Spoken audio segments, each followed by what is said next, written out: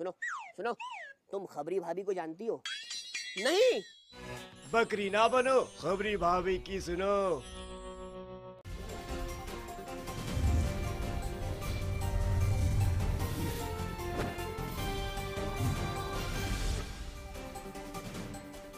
नमस्कार, मैं हूं सुमित अवस्थी और आप देख रहे हैं अपना फेवरेट डिबेट शो हम तो पूछेंगे। आपको याद होगा बांग्लादेश में ढाका में एक रेस्टोरेंट में आतंकवादी हमला हुआ था। इस हमले में कई विदेशी नागरिकों की मौत हुई थी, जिसमें एक भारतीय लड़की भी थी, तारिशी। उसके बाद यह सवाल हुआ कि जिन लोगों ने हमला किया वो लोग जो बांग्लादेश के युवा थे, वो क्यों उन्होंने इस बात की इतना बड़े कांड को अंजाम दिया। आईएसआईएस से वो लोग कैसे जुड़ गए। वेबसाइट पर उनकी तस्वीरें सामने आई। दुनिया उन युवा चेहरों को देखकर दंग रह गई जिन्होंने फिदायीन होकर यह आतंकवादी हमला किया था। हमलावरों के बारे में जानकारी आई कि वो अच्छे स्कूलों में पढ़ने वाले थे, खाते पीते घरों के लड़के थे और घर वालों तक को नहीं समझ पाए कि आखिरकार उनके बच्चों को ये क्या हो गया। उनके दिलो दिमाग आतंकी कैसे हो गए, यकीनन ये रातों रात नहीं हुआ था। आखिर कैसे बने वो आतंकी। तमाम आरोपों और कयासों के बीच अब एक नाम सामने आ रहा है, डॉक्टर जाकिर नाइक का। एक मुस्लिम धर्म प्रचारक जो कि हिंदुस्तानी है, महाराष्ट्र में जिनकी पैदाइश हुई है। उनके भाषण जो कि सोशल मीडिया पे बहुत मशहूर हैं, प्रचलित हैं, विख्यात हैं, जिनके लाखों करोड़ों फॉलोअर्स हैं, देखते रहे हैं।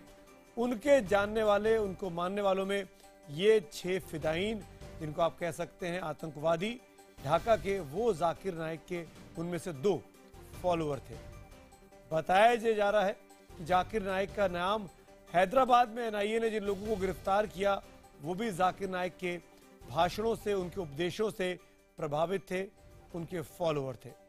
अब सवाल ये उठता है कि क्या जाकिर नाइक जो खुलकर उपदेश देते हैं, धर्म के बारे में ज्ञान देते हैं, तमाम धर्मों के साथ इस्लाम की तुलना करते हैं, इनके लाखों करोड़ों फॉलोअर्स दुनिया भर में हैं, क्या वो जाकिर नाइक अपने उपदेशों से आतंकवादी बना रहे हैं लोगों को? क्या ये प्रचार, क्या ये उपदेश जायज है? इसी पर करेंगे बड़ी बहस। कुछ खास मेहमान मेरे साथ होंगे, लेकिन पहले देखते हैं आज दिन भर का ये घटनाक्रम, जिसमें अब गृह मंत्रालय ने और उसकी तमाम एजेंसियों ने जाकिर नाइक के तमाम भाषणों की स्क्रूटनी शुरू कर दी है। हम तो पूछेंगे में अगले 1 घंटे बड़ी बहस, जहरीले जाकिर। इंसान जब पैदा होता है, मुस्लिम पैदा होता है, bombing in Nigeria, American consulate, Osama bin Laden, headline. Did or not, we don't know. मतलब एक इंसान सही रास्ते पे था, फिर गलत रास्ते पे जाता है, फिर से सही रास्ते पे आता है, उसे कहते हैं रिवर्स। जो बातें ये कही जा रही, हम ये समझते हैं कि ये बेबुनियाद हैं और कहीं ना कहीं हिंदुस्तानी जो इस्लामिक स्कॉलर्स हैं उनको बदनाम करने की एक कोशिश है। लाखों लोगों में से कोई एक गलत काम करे तो उसको वो क्या करेंगे? उनका क्या जिम्मा है उसको? फॉलोइंग तो बहुत है उनको। इस्लाम पर अपनी कट्टर शिक्षा को लेकर विवादों में रहने वाले डॉक्टर जाकिर नाइक एक बार फिर विवादों में हैं। इस बार डॉक्टर नाइक के लिए बुरी खबर आई है ढाका से। खबर यह है कि ढाका में लोगों की जान लेने वाले आतंकियों में से 2 जाकिर नाइक के फॉलोअर थे। वो उनको पसंद करते थे और उनकी शिक्षाओं को गौर से सुनते थे। खबरों के मुताबिक ढाका हमले के दौरान मारे गए एक आतंकी रोहन इम्तियाज ने पिछले साल फेसबुक पर नाइक का एक वीडियो संदेश पोस्ट किया था। खबरों के मुताबिक इस संदेश में जाकिर नाइक सभी मुसलमानों से आतंकवादी होने की अपील कर रहे हैं। यह संदेश पहले भी विवादों में रहा है। बहरहाल इस ताजा विवाद पर जाकिर नाइक ने एक अखबार में सफाई भी दी है। फेसबुक पर मेरे 1,40,00,000 फॉलोअर्स हैं और अलग अलग भाषाओं में मेरे पीस टीवी को देखने वाले दर्शकों की संख्या 2 करोड़ है। इसमें उर्दू, बंगाली और चीनी भाषी लोग हैं। मेरे फेसबुक पर सबसे ज्यादा फॉलोअर्स बांग्लादेश से ही हैं। 90% बांग्लादेशी मुझे जानते हैं, जिसमें वरिष्ठ राजनेता, समाज सेवी, आम आदमी और बाकी लोग भी हैं। 50% मेरे फैंस हैं। हमला करने वाले मुझे जानते थे। ये जानकर क्या मुझे हैरान होना चाहिए? नहीं, इसका यह मतलब नहीं कि मैं उनके तरीकों का समर्थन कर रहा हूं। मेरी वजह से कई लोग इस्लाम के करीब आए हैं। ऐसे लोग बाद में और भी लोगों को सुनते हैं, जिसमें वो भी शामिल होते हैं जो इस्लाम के नाम पर लोगों को भटकाते हैं। यही नहीं, ढाका हमले में मारा गया एक और आतंकी निब्रस आईएसआईएस के लिए नौजवानों की भर्ती करने के आरोपी अंजीम चौधरी और शमी विटनेस को फॉलो करता था। पाकिस्तानी मूल का अंजीम चौधरी फिलहाल इंग्लैंड की जेल में है, जबकि शमी विटनेस नाम का ट्विटर अकाउंट चलाने वाला भारतीय इंजीनियर मेहंदी विश्वास 2014 में बेंगलोर से गिरफ्तार हुआ था। लेकिन ढाका मामले में अब जाकिर नाइक का नाम उछलने के बाद नया मोड़ आ गया है। जहां अब भारत और बांग्लादेश में जाकिर नाइक पर प्रतिबंध की बात हो रही है, वहीं भारतीय एजेंसियां भी जांच में जुटी हैं। आप लोगों ने जो मुद्दा उठाया वो सही बात है कि कंसर्न है, लेकिन इसके लिए मैं क्या कार्रवाई कब होगा ये कह नहीं सकता। See to it that he's banned in this country. See to that he doesn't preach it. But at the same time, keep a eye watch now. If that video is true, this is cold-blooded murder. Nobody has the right to treat anybody in this manner. This gentleman, whosoever he is, he needs to be caught. Maharashtra में जन्मे 50 वर्षीय जाकिर नाइक का विवादों से पुराना नाता है। उन्हें दुनिया के इस्लाम के बड़े प्रचारक का दर्जा हासिल है। लेकिन एक सच्चाई ये भी है कि मलेशिया में नाइक उन 16 मुस्लिम विद्वानों में शामिल हैं जिन पर प्रतिबंध है। नाइक पर इंग्लैंड और कनाडा में भी प्रतिबंध लग चुका है। डॉक्टर नाइक अपनी बातों में कुरान का उदाहरण लेकर इस्लाम, हिंदू, ईसाई, सिख जैसे धर्मों के बीच उसकी तुलना करते हैं, और इस तुलना का अंत हमेशा इस बात पर होता है कि इस्लाम सर्वश्रेष्ठ है, बाकी धर्म गलत। जाकिर नाइक के उपदेशों पर उठते सवालों के बीच हम तो पूछेंगे, क्या जाकिर नाइक पर भारत में भी प्रतिबंध लगना चाहिए?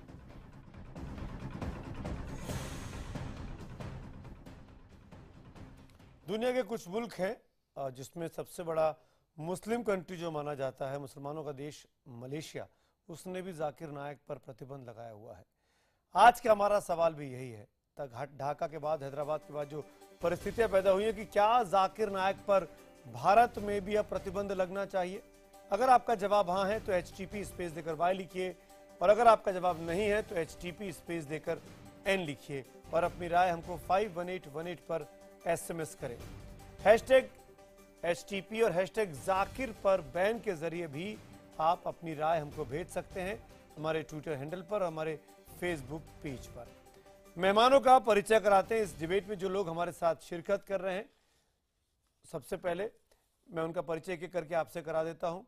हमारे साथ इसी मुद्दे पर सीधे जुड़ रहे हैं पाकिस्तानी मूल के लेखक, इस वक्त कनाडा से तारिक फतेह साहब हैं। तारिक साहब, आपका वेलकम है इस शो में एक बार फिर से। इस्लाम के जानकार फहीम बेग साहब मेरे साथ जुड़ रहे हैं। रजा अकेडमी के मेंबर मौलाना खलीलुर रहमान नूरी साहब मेरे साथ जुड़ रहे हैं। विश्व हिंदू परिषद के प्रवक्ता विजय शंकर तिवारी जी मेरे साथ हैं। जाने माने वकील शहजाद पूनावाला हमारे साथ यहाँ जुड़ रहे हैं, और लखनऊ से हमारे साथ हैं दारुल उलूम फिरंगी महल के प्रवक्ता मौलाना मोहम्मद सुफियान निजामी जी। आप सबका इस डिबेट में स्वागत है। मेरा जहां तक मेरी जानकारी है, फहीम बेग साहब को बचाव करना है इस वक्त जाकिर नाइक साहब का, क्योंकि उन पर प्रतिबंध की बात की जा रही है। तो फहीम बेग साहब, इस डिबेट की शुरुआत आज हम आपसे करना चाहेंगे। हम सीधे आपसे जानना चाहते हैं, एक ऐसा शख्स जिसके भाषणों को सुनकर एक नहीं, दो नहीं, कई सारे युवा प्रभावित होते हैं, उसके उपदेशों को सुनकर, उसकी प्रीचिंग्स को सुनकर, चाहे वो हैदराबाद में हो चाहे वो ढाका में हो, आप कैसे उसको इनोसेंट करार दे सकते हैं? देखिए, इस्लाम का मानने वाला मुस्लिम होता है, और मुस्लिम के मायने जहाँ तक मैं समझता हूँ उस ऊँट के हैं जिसकी नकेल उसके मालिक के हाथ में है, और एक मुसलमान की नकेल अल्लाह के हाथ में है। और जो अल्लाह ने कुरान के ज़रिए मुसलमानों को अमन व अमान फैलाने के लिए भेजा है, वो काम सारे मुसलमान कर रहे हैं, और जो इससे अलग हट के काम कर रहे हैं वो मुसलमान नहीं हैं। उसमें ISIS, तालिबान, जैश या जिस तरह की भी संगठन दुनिया में चल रहे हैं। डॉक्टर जाकिर नाइक के हवाले से जो बात चल रही है कि इनको सुनकर प्रेरणा लेकर या प्रभावित होकर कुछ नौजवानों ने ढाका में, हैदराबाद में या जहाँ पर भी आतंकी हमले किए और लोगों की जानें ली, तो इसका खंडन और इसका जो खंडन है वो हमारे डॉक्टर जाकिर नाइक पहले ही कर चुके हैं। एक बात और मैं यहाँ कहना चाहूँगा, इस देश के प्रधानमंत्री नरेंद्र मोदी को 125 करोड़ लोग सुनते फहीम हैं बेग, और फहीम 125 बेग, करोड़ में वो नक्सलवादी भी आपने हैं, मेरे आतंकवादी भी सवाल हैं, का- चोर भी हैं, फहीम लुटेरे बेग, भी हैं, रेपिस्ट भी फहीम हैं, बेग, और क्या वो सब नरेंद्र मोदी फहीम बेग, से प्रेरित हैं? फहीम बेग, क्यों आप इतने उत्तेजित हो रहे हैं? आपको एक, क्या मैंने आपकी दुखती रख पे हाथ रख दिया है? क्या मैं आपसे गलत सवाल पूछ रहा हूं? नहीं, और मैंने अगर मैं आपकी गलत बात सवाल का पूछ रहा जवाब हूं तो ये दिया है। बताइए मलेशिया में क्यों बैन किया गया है जाकिर नाइक साहब को? बताइए। सबसे अधिक मुस्लिम आबादी उस मुल्क में है, उस मुल्क में सबसे अधिक मुस्लिम लोग रहते हैं, वहां पर जाकिर नाइक साहब क्यों बैन है? देखिए, ये कुछ इंटरनल इश्यूज हैं। क्या इंटरनल इश्यूज है बताइए? स्कूल ऑफ थॉट्स हैं इस्लाम हाँ, के, बोलिए ना, उनमें बताइए ना कोई क्या है? कंट्राडिक्शंस हैं जिसकी वजह से इस तरह के, जैसे मलेशिया का आपने हवाला लिया, या हमारे मुल्क में भी एक जो मसलक है, एक फरका है, वो कहीं ना कहीं उनसे कंसर्न नहीं रखता, या जो शख्स ओसामा बिन लादेन की पैरवी करता हो, जो शख्स आतंकवादी बनने की बात करता हो, जो शख्स ये कहे कि हर पैदा हुआ बच्चा सिर्फ मुसलमान होता है, क्या आप ये टकराव को पैदा नहीं कर रहे हैं तमाम मजहबों के बीच में, तमाम धर्मों के बीच में? फहीम बेग, देखिए, ये कॉन्टेक्स्ट गलत लिया जा रहा है, और जाकिर नायक की जो स्क्रूटनी, जिस तरह आपने शुरू में कहा कि स्क्रूटनी हो रही है, तो ये काम एजेंसीज का है, जो हमारी सिक्योरिटी फोर्सेज हैं, तो ये काम उनको करने देना चाहिए। वीडियो में रखा हुआ है, तमाम चैनल्स देखे हुए हैं। उसके बाद जो आउटकम निकल के आएगा, अरे अभी ये शुरुआत अमेरिका भी कर चुका है। मैं आपको अवस्थी जी आपको बता दूं, ये साहब, यही एजेंसी जब निष्कर्ष पर पहुंचेंगी तो आप कहेंगे नरेंद्र मोदी की एजेंसी है ये, और फिर आप उसको इनकार कर देंगे। मैं नरेंद्र मोदी के प्रभाव में किया गया। कर दूं, मैं आपकी बात की वजाहत कर दूं, अमेरिका ये काम बहुत पहले कर चुका है, मगर वो नाकाम रहा है, और उनका बैन ब्रिटेन में भी हो चुका था, अमेरिका में भी, ब्रिटेन में है आज भी जी, ब्रिटेन में आज भी बैन है। मुल्क दुनिया के 6-7 मुल्क हैं जहां पर जाकिर नाइक साहब को आने की मनाही है, उनके वीडियोस की मनाही है, वहां पर उनके सोशल मीडिया की प्रीचिंग्स नहीं देखी जा सकती। जाकिर नायक ने जो एक मुहिम चलाई कन्वर्जन की, इस्लाम में लोगों को दावत दी, और लोगों ने अपनी खुशी से, अपने मन से इस्लाम को कबूल किया, तो उस बैरिकेटिंग करने के लिए उन पर बैन लगाया जा रहा है, ना कि आतंकवाद। ये तो एक इशू बनाकर ऐसे व्यक्ति को रोका जा रहा है जो इस्लाम में लोगों की दावत दे रहा है और इस्लाम की तरफ लोगों को गामजन कर रहा है। तारिक फतेह जवाब देना चाहेंगे? मैं डिबेट को ओपन करता हूं। तारिक फतेह, आप खुलकर मुखालफत करते हैं जाकिर नाइक की। तारिक फतेह, नहीं, खैर, हमने कनाडा में उनकी पाबंदी लगवाई है, he can not come over here. ये जो टेररिज्म का जो उन पे इल्ज़ाम है, ये तो मैं नहीं एग्री करता। उन पे ये इल्ज़ाम दुरुस्त है कि वो जहर के पौधे जहाँ जहाँ जाते हैं उगाते हैं। उनका मैसेज सीधा है कि हर बच्चा मुसलमान पैदा होता है और उसके वालिदैन, उसके माँ बाप उसको ख़राब करके हिंदू या सिख या ईसाई बनाते हैं। बिल्कुल, ये इस कदर रेसिस्ट और ब्रिगेडेड एंगल है कि कन्वर्जन ऑफ इस्लाम को भी ये लोग कहते हैं रिवर्जन ऑफ इस्लाम। आप समझें कि ये खुद अंधे हैं इस बात से कि ये किस कदर दुख देने वाली बात है। हिंदुस्तान में बैठ के आप ये कहें कि हिंदू हमसे इंफीरियर है, और फिर डिनाई करें कि हम थोड़ी ये कह रहे हैं, ये तो अल्लाह कह रहा है।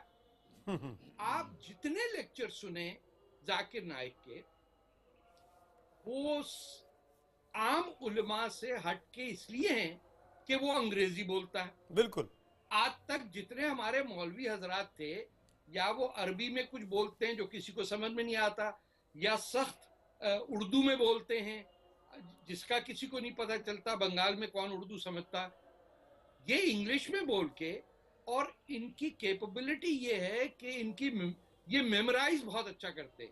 मुझे लगता है ये 2-3 साल की उम्र में इन्होंने 13 से 19 का पहाड़ा सीख लिया होगा। हर तकरीर में, चाहे जरूरत हो या ना हो, ये प्रूफ करते हैं कि इनको बाकी लोगों से ज्यादा पता है।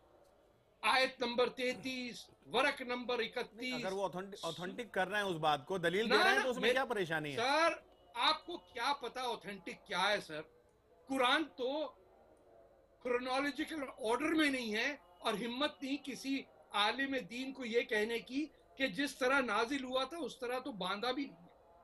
ये नहीं कह सकते हम कि रसूलुल्लाह की डेथ के 1-2 घंटे बाद मौलवी हजरात एक दूसरे की दाढ़ियां खींच रहे थे, 3 खलीफों का कत्ल हुआ, और इल्जाम लगाते हैं अमेरिका पे।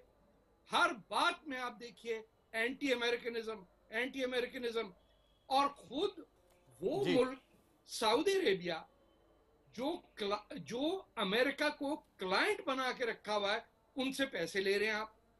मेरा भी आमदी देखिए, फतेह साहब, इस्लाम का इनसे कोई ताल्लुक नहीं है। शहजाद, हम उर्दू में शहजाद पूनावाला आपकी बात का जवाब देना चाह रहे हैं। शहजाद ऐसा है, पहले तो मैं तारिक फतेह साहब जो बोलते हैं उसको ज़्यादा तवज्जो नहीं देता। इन्होंने एक बार भारत के विघटन की बात की थी। इनका 4 अगस्त 2014 का ट्वीट है जिसमें उन्होंने पंजाब को अलग करने की बात की थी। तो कितने हिंदुस्तानियों, तारिक फतेह साहब, मैंने आपके बीच में हस्तक्षेप नहीं किया। अब सुनने की भी जरा हिम्मत दिखाइए। आप अपने मूल देश के लोगों की तरह बिहेव मत कीजिए। अब सुनने की हिम्मत दिखाइए। आप सुनने की हिम्मत दिखाइए। मन की बात हो गई आपकी, अब सुनने की हिम्मत दिखाइए। शहजाद आप बोलिए ना। हाँ, सुनने की हिम्मत दिखाइए। तारिक साहब, मैं आपको मौका दूंगा। मेरे देश के बंटवारे की जो बात करता है, मैं उसकी बात को अहमियत नहीं देता। मैं उसको ज्यादा अहमियत नहीं देता। पर मुझे मूल मुद्दे पे आने दीजिए। मुझे तारिक फतेह क्या बोलते हैं उससे कोई लेना देना नहीं है। देखो, तारिक फतेह जैसे कई लोग हैं। ये मस्जिद है क्या? अरे सुनिए, आप सुनिए। आप मेरे ऊपर व्यक्तिगत टिप्पणी कर सकते हैं, पर आप सुनिए। आपको हिम्मत है तो सुनिए।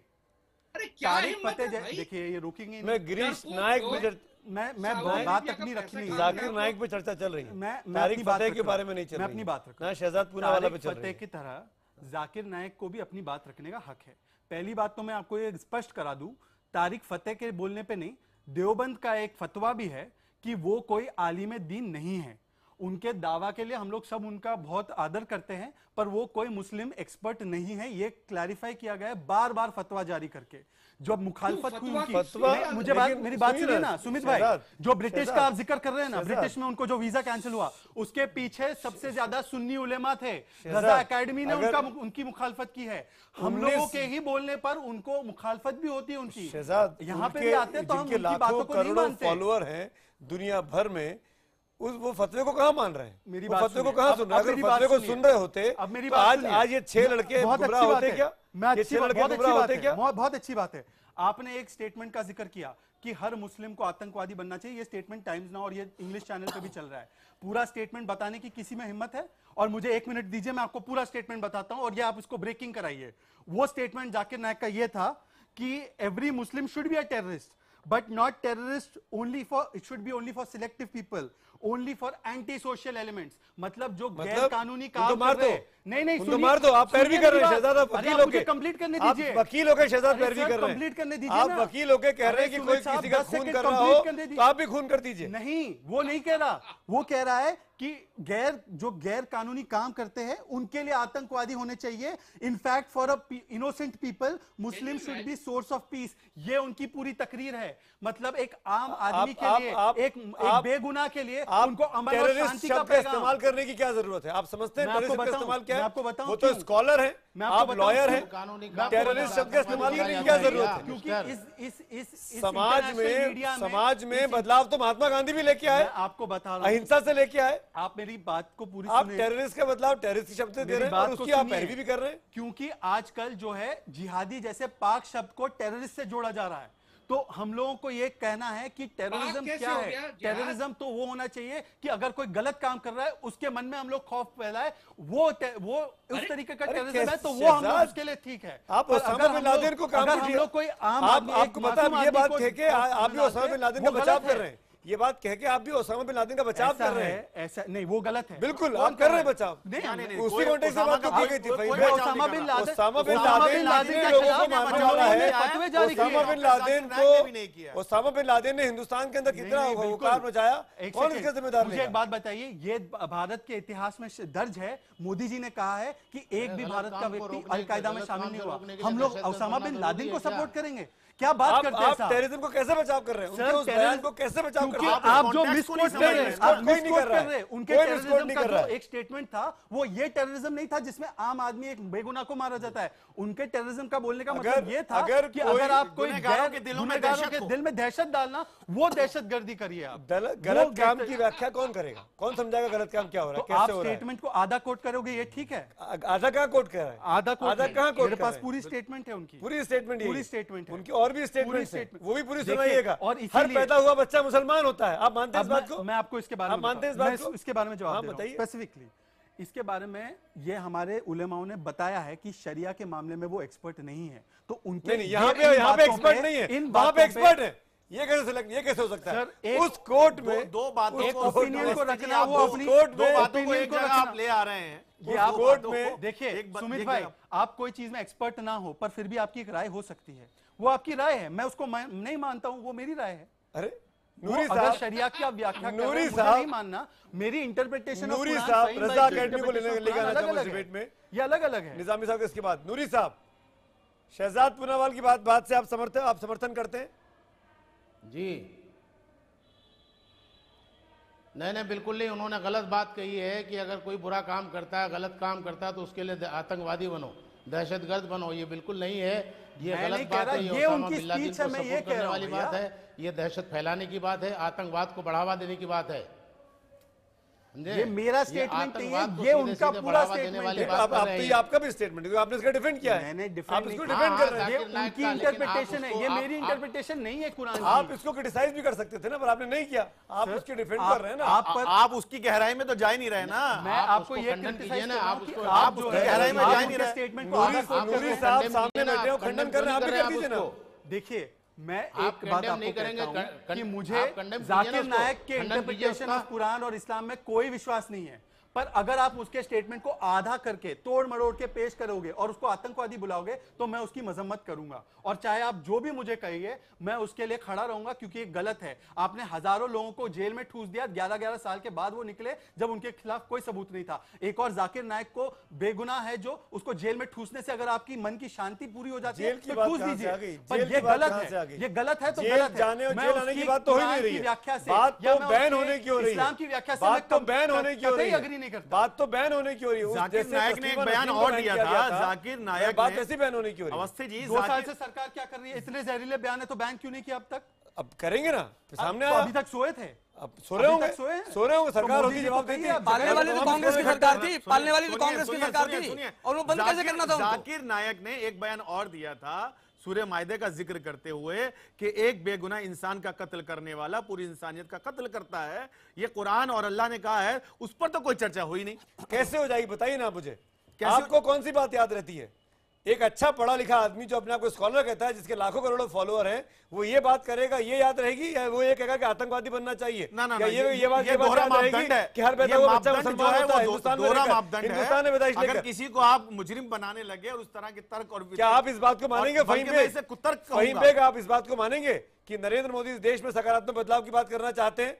आप उनकी इस बात पे क्यों नहीं डिबेट करते मेरे साथ? देखिए आपने, अब आप बताइए ना, आपने शुरुआत में पहले सवाल के जवाब में नरेंद्र मोदी का नाम ले आए थे, आप जवाब दीजिए इस पे। मैंने कहा था कि उनके भी 125 करोड़ लोग उनकी बात सुनते हैं, उनमें से भी बहुत सारे अब आप मुजरिम हैं, तो क्या आप घुमा रहे हैं मोदी को फॉलो कर रहे हैं? आप ऐसे नहीं होता है। कौन सी बात याद रहती है? नहीं क्यों याद रहती है? कौन व्यक्ति किसको क्या इंटरप्रेट कर रहा है और किस कॉन्टेक्स्ट में ले रहा है और किस तरह से वो एक्ट कर रहा है। ये घटना क्यों घटी? आज हम क्यों डिबेट कर रहे हैं फहीम बेग? नहीं, आतंकवाद क्या आज ही घटा है? ये नहीं, जमाने से एक अभिशाप के बीते एक हफ्ते में 2 बड़ी घटनाएं घटी।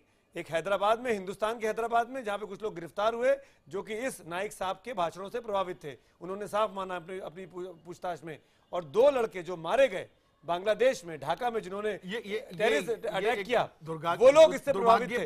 तभी आज जाकिर नायक पे बहस हो रही है, वरना क्यों जाकिर नायक पे बहस हो रही थी? दुखद बात हमको अपने एक हिंदुस्तानी मुस्लिम को, प्रीचर को बैन करने में कोई मजा आ रहा है क्या? आपकी बिल्कुल पर अगर कोई व्यक्ति गलत कर रहा है तो क्यों नहीं बैन करें? आपकी बात बिल्कुल सही है, उसने जहरीली तकरीर की, उस पर पाबंदी लगनी चाहिए। आरएसएस की तकरीरें सुन के स्वामी ये असीमानंद, साध्वी प्रज्ञा ने आतंकवादी हमले किए, तो आरएसएस पे कब प्रतिबंध लगा रहे बताइए मुझे, या इस पे चर्चा कराइए। कहां साबित हुआ? नहीं साबित नहीं, तो इनका कहां साबित हुआ? इनका अभी कहां साबित हुआ? इन पे तो चार्जशीट भी नहीं है। साध्वी प्रज्ञा पे चार्जशीट है, बेल कैंसिल हुई। असीमानंद तो जुड़े हुए थे विजय शंकर तिवारी कुमार के साथ, मैं जानता था आएगा ये। कब लगा रहे हो? विजय शंकर तिवारी, बजरंग दल के तो लोग पाए गए, विजय शंकर तिवारी, इसीलिए विश्व हिंदू परिषद। एक तो कांग्रेस के प्रवक्ताओं को, कांग्रेस के नेताओं को झूठ बोलने की आदत पड़ गई है, और जितने झूठ बोल सकते हैं उनको लगता है उतने एक्सपर्ट हैं। ढाका जैसी घटनाएं एक दिन में नहीं घटती हैं, और आप ढाका की घटना की आप चित्र देखिए, वो कहते हैं आयत बोलो, और जो आयत नहीं बोल रहा है उसको मारते हैं। हम बार बार यहाँ चीख रहे होते हैं। मुसलमान का जिक्र नहीं करेंगे जो अपनी दोस्त के लिए रह गया, पुणे वाला आप उस आप बोल रहे थे, आप जो तरीसी के लिए रुक गया और अपनी जान गंवा बैठा। शाहजाद, ये आपकी शहनात्मक सोच, शहनात्मक दृष्टि। शाहजाद, आप बोल रहे थे और मैं चुप था, आप जहर उगल रहे थे, मैं चुप था। अब मैं बोल रहा हूँ, आप जहर उगल रहे थे, मैं चुप था। आप दोनों जहर उगल रहे थे। अब आप जहर उगल लीजिए, अब आप जहर उगल लीजिए, मुझे उगलने दीजिए। आपके नेता भी यही करते हैं, आप भी यही कीजिए। आप असहिष्णु मत होइए। आप, मैं चुपचाप सुन रहा था, कुछ नहीं बोल रहा था। मैं ये कह रहा हूं कि ये घटनाएं एक दिन की प्रतीक में नहीं होती हैं। 2010 में जाकिर नाइक ने मुंबई में प्रेस कॉन्फ्रेंस में उन्होंने कहा था कि मैं कहता हूं हर मुसलमान को आतंकी बन जाना चाहिए। दूसरी बात, आप नेट में जाकर बहुत सारी खोज नहीं हुई। मैं बोलूंगा, एक मिनट।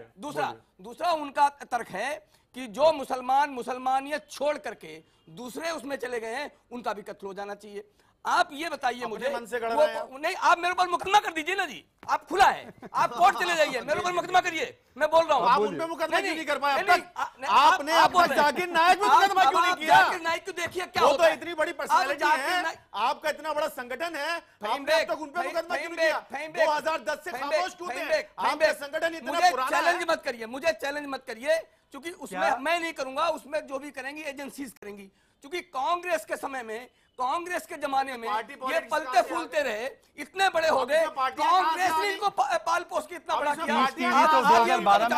एक बात देखिए, आप उनसे लोगों ने पूछा कि बताइए ओसामा बिन लादेन का आप समर्थन कर, उनका मैं उनसे मिला ही नहीं हूँ, मैं उनको आतंकवादी कह नहीं सकता हूँ। यानी जिनसे आप आतंकवादी कहो, जिनसे हम मिले नहीं, आतंकवादी कहो, जिनसे हम मिले नहीं, जिनसे मिले नहीं, जिनसे मिले नहीं आप, जिनसे मिले नहीं आप, साध्वी प्रज्ञा आतंकवादी है, आपको भाषा आती है, कैप्टन पुरोहित, ना आपको भाषा आती है ना परिभाषा आती है। मैं अभी भी कह रहा हूँ कि गोडसे ने हत्या की है, आतंकवादी कहां से हो गए भाई? देखिए यही तो है, नायक की तरह ही हो, यही तो बता रहे हैं। वो आतंकवादी कहां से हो गए? दोनों एक आतंकवादी कहां से हो गए? आप ओसामा बिन लादेन को आप गोडसे के साथ तुलना करते हैं क्या? मैं एक मिनट, आपकी बात सही, शहजाद पूनावाला, मैं निजामी साहब के पास आना चाहता था, लेकिन शहजाद मैं आपसे पूछूंगा, उन्होंने तो मान लिया कि गोडसे ने हत्या की थी, आप कहते आतंकवादी मानिए उनको? उन्होंने हत्यारा माना, बोला साफ साफ कहा, दुनिया जानती है गोडसे तो प्रूवन हत्यारे हैं जी, है ना, सबको जानते हैं जी। आप क्या कहेंगे ओसामा बिन लादेन आतंकवादी है?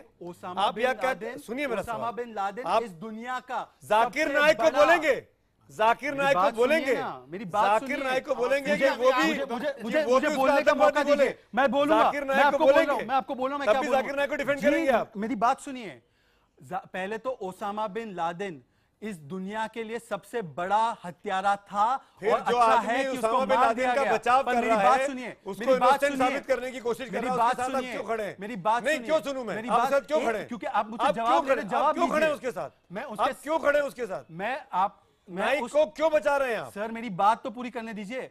आप सूरह 2 आयत 256 पढ़ लीजिए। इन्होंने जिक्र किया कि जाकिर नायक ने कहा है कि सब लोगों को मुसलमान बन जाना चाहिए, मार दिया जाना चाहिए। क्या वो कुरान से बड़े? कुरान में लिखा गया है कि कोई भी जबरदस्ती नहीं है रिलीजन में। तो भाई आप मान करिए ना, ऐसा भड़काऊ बयान देने वाले को बैन करना चाहिए। आप कहिए ना, आज हम जाकिर नायक के बयानों से मैं सजा की बात कर रही हूं, अब मैं बैन की बात कोई हमदर्दी नहीं है। कहिए बैन करना आप उसको आतंकवादी कहोगे क्योंकि वो टोपी दाढ़ी पहनता है, तो हम आपकी मुखालफत करेंगे।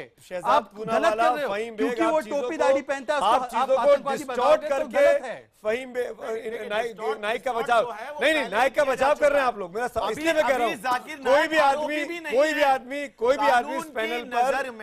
भी आदमी इस पैनल पर फहीम बेग नायक को आतंकवादी करार नहीं दे रहा है। डिबेट इस बात पे चल रही है कि जो आदमी भड़काऊ बयान दे रहा है, जिसकी भाषणों को सुनकर लड़के प्रभावित हो रहे हैं, उस पर बैन लगना चाहिए, योगी नहीं लगना चाहिए। देखिए फिर आपने बचाव किया, योगी आदित्यनाथ को लोगों ने चुनकर भेजा है, उसमें आपके इलाके के लोग हैं। अरे तो आपके लोगों ने भी वोट किया होगा, आपके लोगों ने भी वोट किया होगा। पैमाना नहीं हो सकता कि किसको किसने चुना है।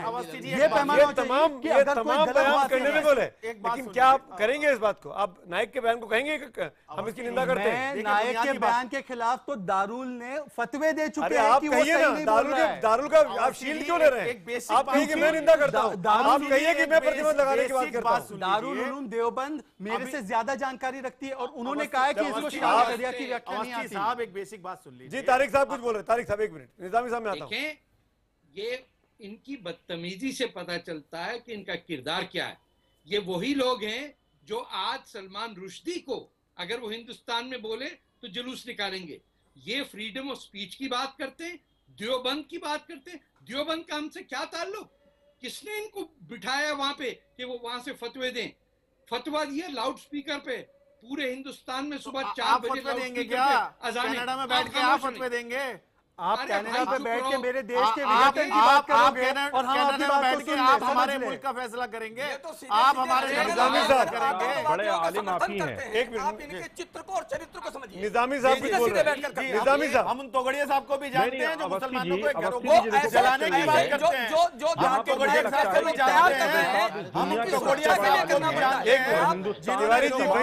हैं। तिवारी जी वहीं पे इन्हें उंगली उठाने का कोई हक नहीं है। निजामी साहब ये खुद जहां जिस मुल्क के हैं ये खुद उस मुल्क के अंदर बैन है और ये हमारे हिंदुस्तान के अंदर जो इदारे हैं उन पर उंगलियां उठाते हैं। तो आप पाकिस्तान का समर्थन कर रहे हैं? आप पाकिस्तान का समर्थन कर रहे हैं निजामी साहब? अभी इन्होंने आप पाकिस्तान का समर्थन कर रहे हैं निजामी साहब? मेरी बात सुनिए। नहीं सुनिए, आप मेरी बात सुनिए। नहीं निजामी साहब आप ही से बात कर रहा हूँ। निजामी साहब मैं आप ही से बात कर रहा हूँ। जाते हैं ये मुल्क निजामी साहब मैं आप ही से बात कर रहा हूँ। पाकिस्तान नहीं, निजामी साहब मैं आप ही से बात कर रहा हूँ। हमारे वजीर आजम साहब क्या पाकिस्तान नहीं जाते? निजामी साहब मैं आप ही से बात कर रहा हूँ। हमारे वजीर आजम साहब पाकिस्तान नहीं गए। निजामी साहब क्या आप पाकिस्तान का समर्थन कर रहे हैं? लेकिन इन्होंने हिंदुस्तान में जो बड़े इदारे हैं उन पर उंगली उठाना शुरू कर दिया।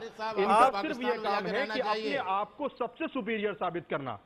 इन्होंने कहा कि कुरान अपनी असली हालत में मौजूद नहीं है। आप तारिक फतेह की बात कर रहे हैं? साहब ने ये कहा आप तारिक फतेह की बातें कर रहे हैं ना? अपनी मैं आपको याद दिलाऊं, मैं आपको याद दिलाऊं, हम जाकिर नायक की बात कर रहे हैं।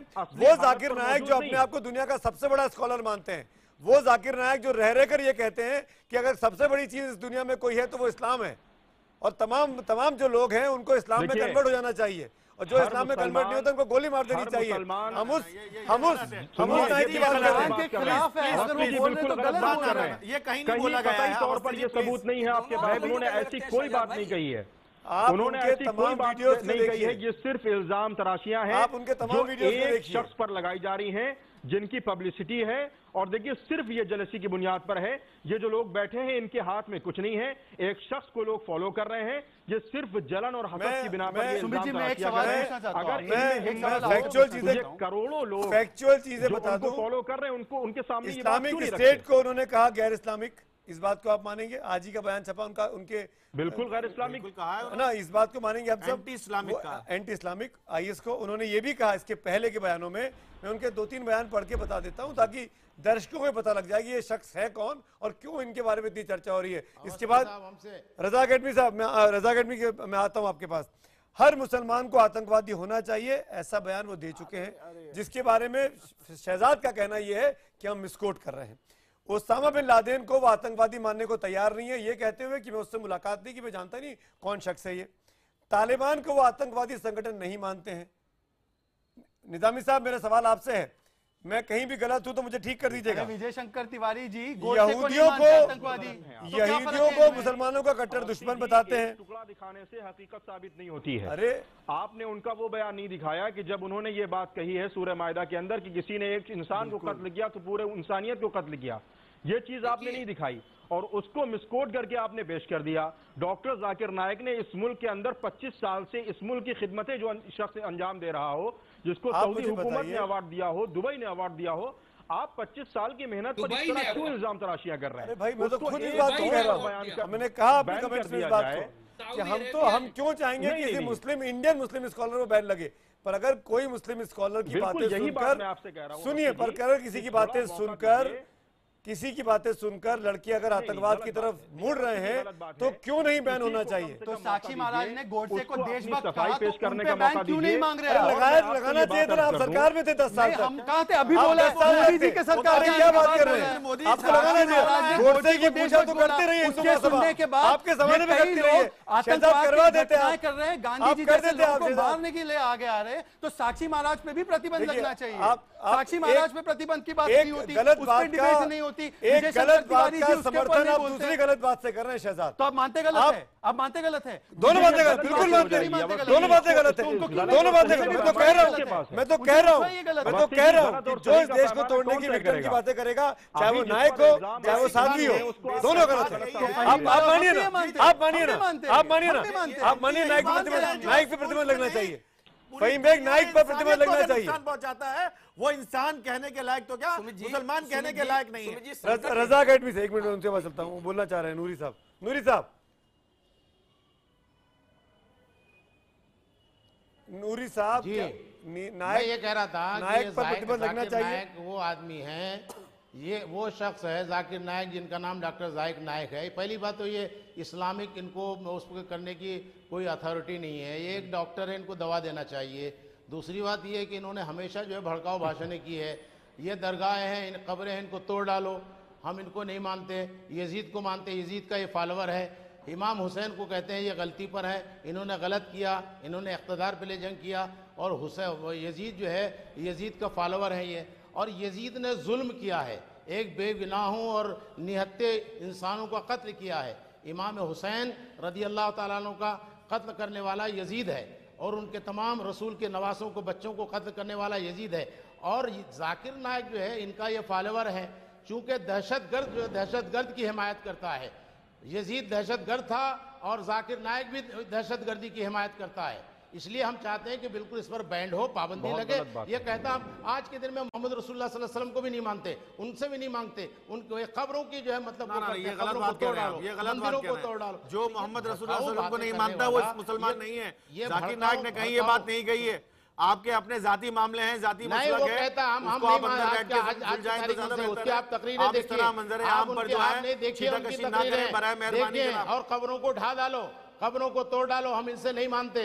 सुनिए, कब्रों को तोड़ डालो, कब्रों को तोड़ डालो, मंदिरों को तोड़ डालो, इसको ये सवाल ये गलत बात है, ये गलत बात। मजहबी उनकी बात मानी जाती तो किसी ने किया ये क्या? कुरान ये ना आतंकवादी हमला, ये ना आतंकवादी हमला। अरे वो लोग, वो जिन्होंने आतंकवादी हमला किया, तो आपकी रिपोर्ट है कि वो अच्छे स्कूल में जाते थे, वो म्यूजिक चैनल भी सुनते थे, तो क्या वो म्यूजिक चैनल सुनते थे तो म्यूजिक चैनल से प्रेरित हो गए? क्या मोदी जी का गोली चलाते कोई, म्यूजिक चैनल पे गोली चलाता कोई शहजाद? ऐसा है, आप डीजे बन जाते, आरजे बन जाते, म्यूजिशियन बन जाते। एक और एक अच्छी बात कर रही है, नहीं एक और एक 11 नहीं किया जा रहा है।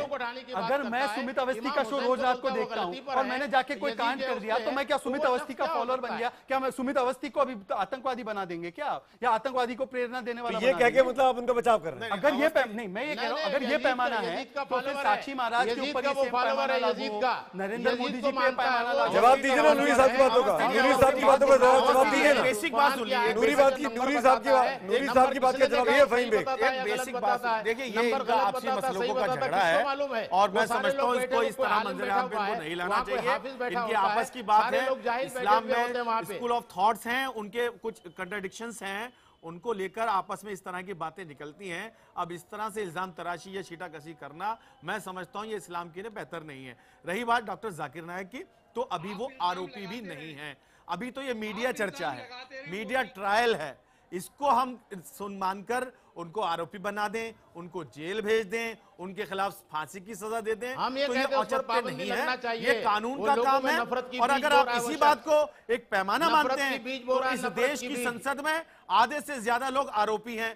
इस देश की बहुत सारी विधानसभा ऐसी हैं जिसमें एमएलए बैठे हैं जो आरोपी हैं। उन सबको अगर आरोपी के रूप में आप मान रहे हैं तो वो सारे विधानसभाएं खाली हो जाएंगी, हमारा देश का संसद खाली हो जाएगा और तोगड़िया साहब जेल में चले जाएंगे। फहीम बेग साहब, आप बहुत एग्रेसिवली उनका डिफेंड कर रहे हैं, लेकिन मैं निजामी साहब के पास पहले आना चाहूंगा। निजामी साहब, आप तो खुद उपदेश देते हैं, प्रीचर हैं, लोगों से बात करते हैं, तमाम लोग आपके पास आते होंगे, सिखाते होंगे, बताते होंगे इस्लाम के बारे में। एक बच्चे को, एक युवा दिमाग को बार बार कहा जाए, हर रोज कहा जाए, हर रोज इस बात को सुनाया जाए कि इस्लाम सबसे अच्छा है, बाकी सब धर्म बेकार है। ये सुनिए ना, उसकी प्रीचिंग्स में, ना। उनके वीडियोस में मैं जाने कौन कितनी बार देखता हूँ। सुनिए मेरी बात, वाह बिल्कुल, एक सच्चा हिंदू, एक सच्चा मुसलमान, एक सच्चा सिख अपने ही धर्म की जो है प्रचार करेगा। आप मुझे बताइए, उनसे उनके एक वीडियो मैंने देखा, उसका अधिकार है, उनका एक वीडियो मैंने देखा कि हिंदू धर्म फहीम या बेग, मुस्लिम धर्म या सिख धर्म या क्रिश्चियन धर्म, मैं निजामी साहब से सवाल कर रहा हूँ, मिर्ची आपको लग रही है। निजामी साहब, मेरा सवाल आपसे है, जी सवाल करें आप। बार बार ये बात समझाई जाए कि इस्लाम सर्वश्रेष्ठ है, बाकी धर्म गौण है। जो बच्चा पैदा होता है वो इस्लामी मुसलमान पैदा होता है। बार बार इस बात को कहा जाए, बार बार इस बात को कहा जाए कि इस्लाम सबको सही रास्ते पे ले जाता है, बाकी धर्म गलत रास्ते पे ले जाते हैं। बार बार इस बात को कहा जाए कि जो बच्चा पैदा हो रहा है वो पहले मुसलमान पैदा हो रहा है। मैंने उनका एक वीडियो देखा निजामी साहब, जिसमें वो एक कोई पूछता है उनसे, उनकी उसी भरी हजारों की भीड़ में, कि सऊदी अरब में क्यों नहीं वहाँ पर चर्च बन सकती हैं, क्यों नहीं वहाँ मंदिर बन सकते हैं। तो वो कहते हैं कि क्या ज़रूरत है बनने की, वहाँ तो हमारा सबसे बड़ा पैगम्बर उनका घर बना हुआ है। अगर यही थ्योरी हिंदुस्तान में अगर विश्व हिंदू परिषद कहती है, तो अगर हम उसकी आलोचना नहीं करेंगे तो कल की स्थिति में क्या स्थिति होगी तमाम अल्पसंख्यकों की यहाँ पे। आप कैसे डिफेंड कर सकते हो उनको? आप धमका रहे हैं, आप कैसे डिफेंड कर रहे हैं? धमका नहीं रहा हूं मैं, आप जिस गलत आदमी को डिफेंड कर रहे हैं, उनकी प्रीचिंग्स को, उस पर मैं क्रॉस पूछ रहा हूँ। निजामी साहब नहीं कर रहा हूँ, नहीं निजामी साहब, ये मैं फहीम बेग को बोल रहा था, गलत है। मैं फहीम साहब की बात का जवाब दूंगा, आप जवाब दीजिए निजामी साहब। अच्छा माफ कीजिएगा। हाँ बोलिए। देखिए मैं आपकी बात का जवाब दूंगा। देखिए इस्लाम जो अभी तक मैंने जो इनकी स्पीचेस सुनी है और जो बातें सुनी हैं डॉक्टर जाकिर नाइक की, उनमें कहीं पर ये बात नहीं है। हाँ, ये बात जरूर कही गई है कि इस्लाम सबसे अच्छा मजहब है, लेकिन कहीं पर उन्होंने यह बात नहीं कही है कि हिंदू धर्म खराब मजहब है या क्रिश्चियनिटी खराब मजहब है। हम एक मुसलमान की हैसियत से हमारा यह अकीदा है कि हम जिस मजहब को फॉलो करते हैं वो मजहब सबसे अच्छा है, लेकिन हमने कभी ये नहीं कहा कि इसके अलावा जो मजहब है वो खराब है। हम एक मुसलमान के नाते तो ये जरूर कहेंगे, लेकिन इसका मतलब ये होगा कि आप उनकी जो स्पीचेस हैं उनको बैन कर दिया जाए। ये जो एनआईए, अगर एनआईए जो चीज नहीं गलत, आपके कहने से नहीं हो जाएगा। अरे उन्होंने कहा, कहने से अवस्थी जी उन्होंने कहा गलत नहीं हो जाएगा। उन्होंने कहा गलत, खराब नहीं, गलत। आपके पास जो जानकारियां हैं वो एजेंसीज हैं, अधूरी हैं और कहीं ना कहीं वो इन्वेस्टिगेशन एजेंसीज हैं, वो अपना काम करेंगी, एनआईए अपना काम करेगी। कम से कम एक साहब को अपना मौका तो रखने दें, उनकी अपनी बात को तो रखने दें। ये मुल्क आजाद है, इतनी जल्दी फैसला कर देना, एक दिन में उनको इल्जामों के जो निजामी साहब कर देना और पूरी मीडिया का उन पर हावी हो जाना, निजामी साहब, ये नहीं मुनासिब। निजामी साहब देखिए, कनाडा में उन पर बैन लगा हुआ है, यूके में उन पर बैन लगा हुआ है। ये दो मुल्क मान लिया कि मुसलमान लोग नहीं है यहाँ पर, उनके विरोधी लोग हैं इसलिए बैन कर दिया।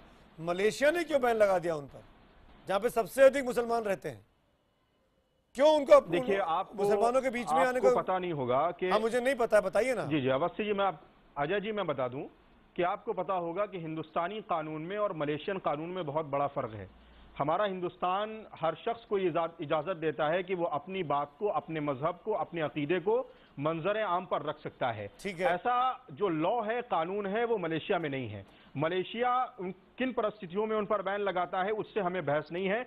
हम हिंदुस्तानी नागरिक हैं, हिंदुस्तानी बाशिंदे हैं और हमारा कानून, हमारा लॉ, हमारा कॉन्स्टिट्यूशन ये इजाजत देता है कि हम अपने मजहब का प्रचार कर सकते हैं। और हाँ अवस्थी जी, अजय जी, अगर कोई बात आपको नजर आ रही है, एनआईए को नजर आ रही है, इन्वेस्टिगेशन एजेंसीज को नजर आ रही है, तो आप बिल्कुल उन पर कार्रवाई करें, लेकिन बगैर किसी बात को सुने हुए। मेरा तो अफसोस इस बात पे है, मेरा तो अफसोस इस बात पे है, मलेशिया के संदर्भ में रजा अकेडमी के नूरी साहब साथ में हैं, वो बैन लगाने की मांग कर रहे हैं। मैं आपको फैक्ट क्लियर कर, बाकी तीन लोग, मैं आपको मलेशिया के बारे में आप लोग उनको डिफेंड कर रहे हैं। शहजाद पूनावाला, फहीम बेग और निजामी साहब, आपके बीच में डिफरेंसेस है। मुझे मलेशिया के बारे में, आपके बीच में डिफरेंसेस है। सुमित भाई, मैं आपको एक फैक्चुअल पॉइंट पे करेक्ट कर दूं।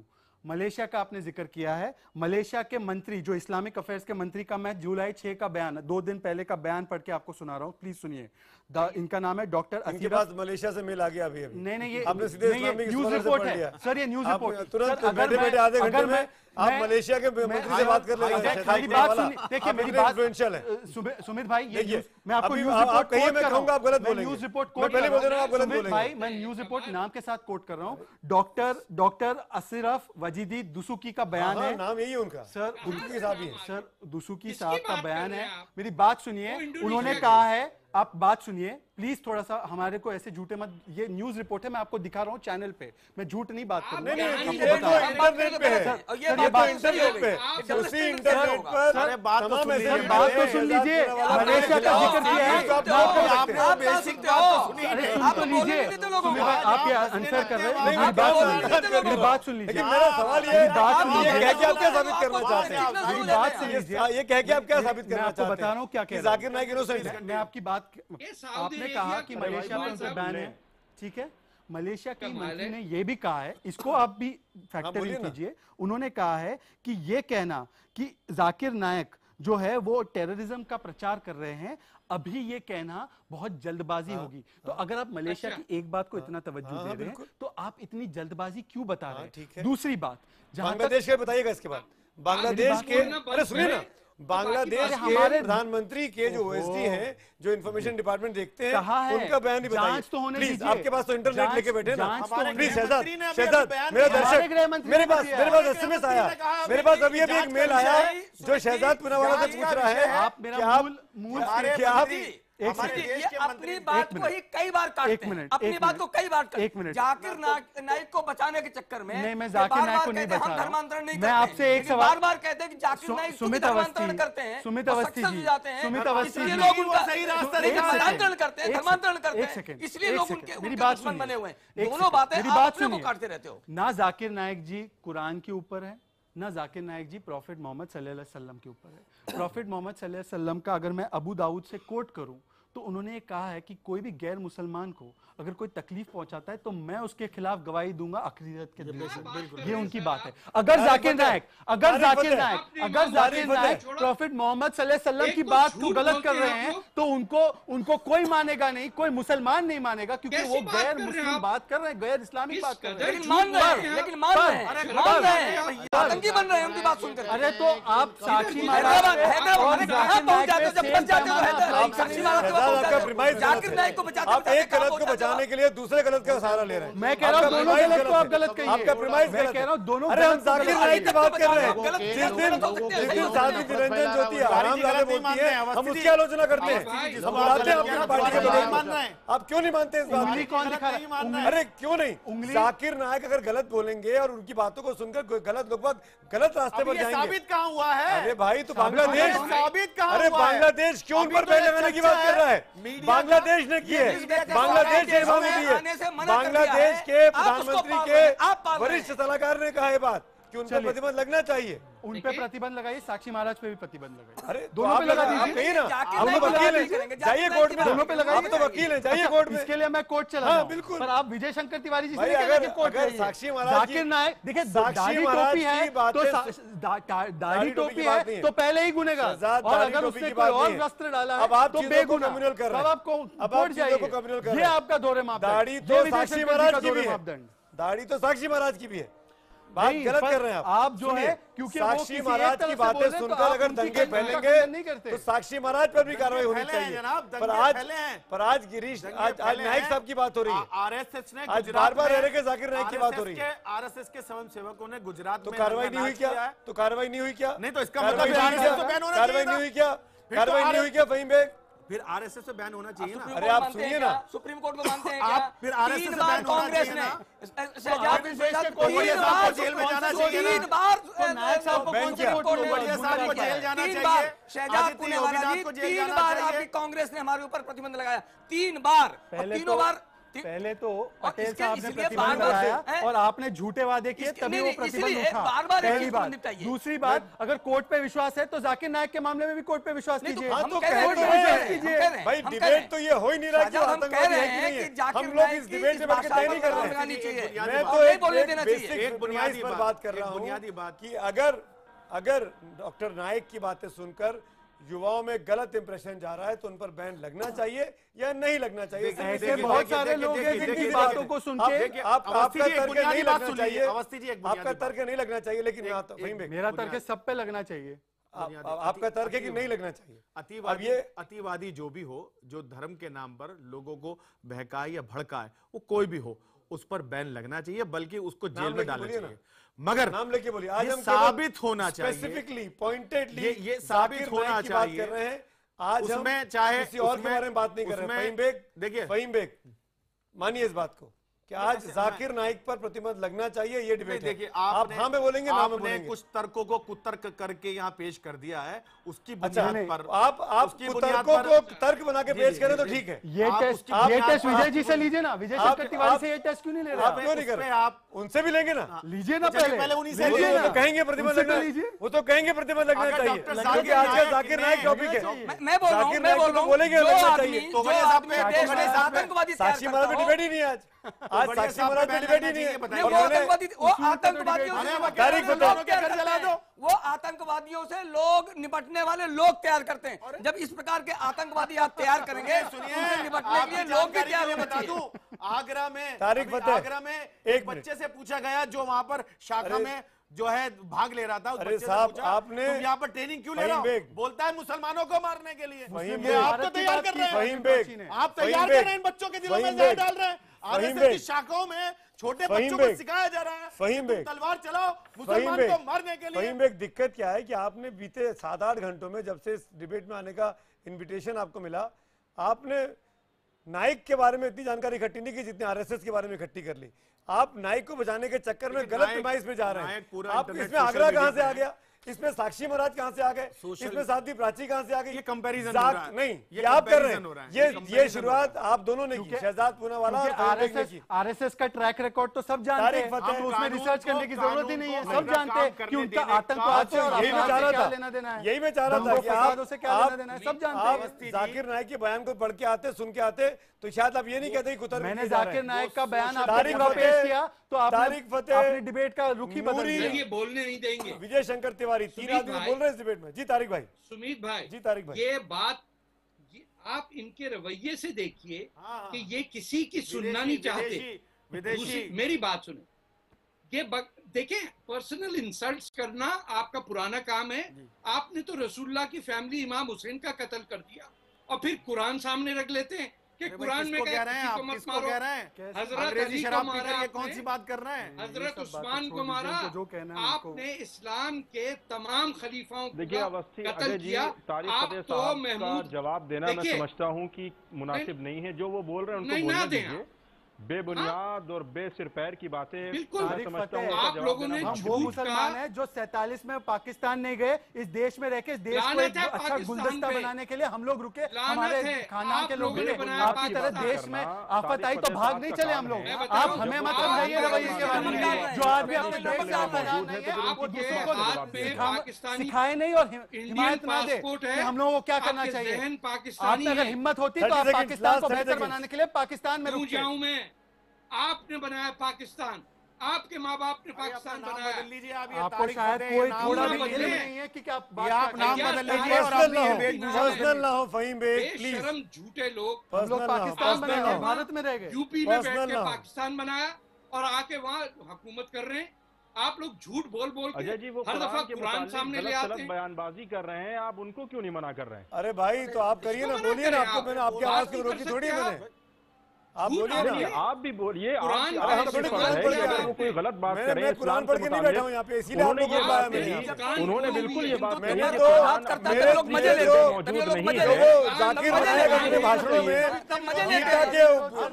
गीता के और वेदों का नाम लेते मैंने तो वो भी नहीं पढ़े, तो वो भी नहीं पढ़े। कोई आघात करेगा, पहला पन्ना नंबर बड़ा पेज पे लिखा दावे के साथ आपने किसी ने नहीं पढ़ा। कैसे लिखा? आमिर खान की जो फिल्म आई थी उसमें आमिर खान ने जिस तरह से प्रचारित किया था, हमने उसका भी विरोध किया था और हमने प्रदर्शन किया था। शुक्रिया, थैंक यू सो मच आप सबका इस डिबेट में मेरे साथ जुड़ने के लिए। माफी चाहता हूं, वक्त की कमी है, लेकिन कुल मिलाकर अब वक्त है आपके एसएमएस के जवाबों को जानने का। हमने आज आपसे पूछा था कि क्या जाकिर नाइक पर भारत में भी प्रतिबंध लगना चाहिए। हजारों की संख्या में आपके मैसेज बीते 1 घंटे में मुझे मिले हैं। 83% हाँ में जवाब देते हैं, 17% नहीं में जवाब देते हैं।